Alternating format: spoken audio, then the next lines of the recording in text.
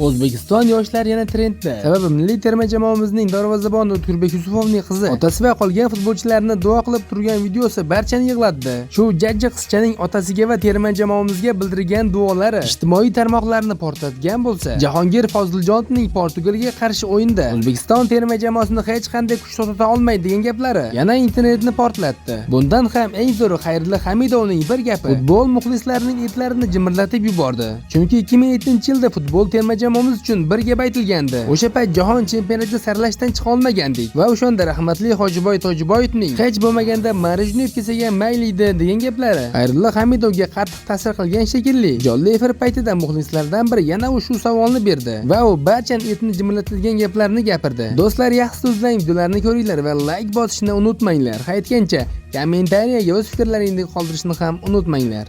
Bismillahirrohmanirrohim. Ey Allohim, go'zalim, mehribonim, ulug'im, sendan yolvorib so'rayman. Otajonim omadlarini bergin, yuzlarini yorug' qilgin. Allohim, futbolchilarimizni o'zingga asla.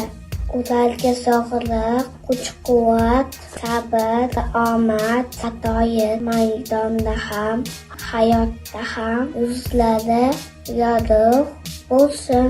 Vatanimiz sharafini munosib himoya qilishda ularga madadkor bo'l. O'zbekistonimizga yana ko'plab g'alabalar va quvonchli gollarni nasib et. O'tkir Yusupov, Abbosbek Fayzullayev, Abduqodir Husanov, Oston O'runov, Jaloliddin Masalibov va boshqa futbolchilarni o'z panohingda asla. Ularni martabalarini ulug' qil, omadlarini ber. Nimaiki yaxshi niyat bo'lsin, ularga tilayman. Jahon chempionatida zo'r yutuqlar bilan salomat vatanimizga qaytib kelsin. Sizlar eng zo'rsizlar. O'tkir Yusupov, Adajonim, Mo'min-Adin, Bolatalis. Men Adamman, judayam yaxshi ko'raman. Allohimdan Adamga malaka tilayman. Allohim hammamizni xonadonimizga barakotlarini yog'dirsin. Ilohim jahon chempionatida birinchi o'yinlarni olib kelsin. Men sizlarni yaxshi ko'raman. Amin. Allohu akbar. Sizlar eng zo'rsizlar. Sizlarni hammalarni yaxshi ko'raman. I love you. Portugaliya O'zbekiston taxminiy hisob nechi bo'ladi? Endi taxminiy hisob bilmadim, lekin bolalar harakat qilishadi. Men o'ylaymanki yutamiz, xudo xolasa. O'zbekiston. O'zbekiston. Rahmat javob. Hozir bu yerda muhimi yutish emas, natija.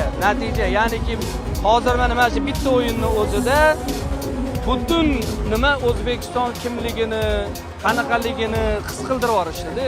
Shuni o'zi katta natija. Sirdaryoga kelishni boshlaydi. Fayzullayev qatta turadi. Abbos qatta turadi. Qatta futboliniga mana shu mahalladami deb stadionlarga keladi Fransiyalardan. Qarab turing. Katta rahmat. Tayyor turinglar. Assalomu alaykum. Bismillah. Va alaykum assalom. Og'ir o'yin o'tkazdik. O'yindagi hisob o'yinga yarasha bo'lmadi deb hisoblaymiz. O'shaning uchun bizga ozroqgina alam qildi. Baribir o'ylaymanki sizlarga ham butun O'zbekistonga ozroqgina alam qildi. Mag'lubiyat bilan bo'lsa-da boshladik. Endi bunaqa terma jamoalarga qarshi shunaqa o'ynash ham biz uchun avvalo baribir yutuq. Fabio Cannavaro aytdiki, o'sha ularda treneri bizni terma jamoani yaxshi taassurot qoldirdi deb aytganini aytdi va bu narsalar bizga yetmasligi, yanada ko'proq ishlashimiz kerakligini o'sha o'zimiz xatolarni ustida bugun ham miting qildi. O'sha o'zimiz xatolar ustida ko'proq ishlasak, yanada yaxshiroq holatga kelamiz. Yo, marojniy yeb qaytamizmi degan gap bor. Endi yemaydi o'rtoqlar. O'zinglarga g'alati tuymayapti. O'zinglarga. Endi to'g'ri, o'sha payt to'g'ri bo'lgan, men inkor qilmayman, lekin hozir yorvordi bolalar. Eron bilan 2 marta kaplarni yutib tashlagan yigitlarga nisbatan endi hadeb ana siyqas chiqqan. Shu shu gapiradigan odamlarni aksarini o'zi misol uchun Toshkentdan tashqariga chiqib, O'zbekistondan tashqariga chiqib marojniy yeb kela olmagan odamlar. Mana shunaqada bo'ldi. Gapni jonga tegdi. O'zinglarga ham erish tuyulmayapti marojniy masalasi. Jahon chempionati yurtida vatanni terma jamoasi hali ham o'sha 2007-yilda gapirilgan gap psixikasini chiqarib gapirib yurish bu normal holat emas, saviyasizlik deb o'ylayman. O'ta saviyasizlik.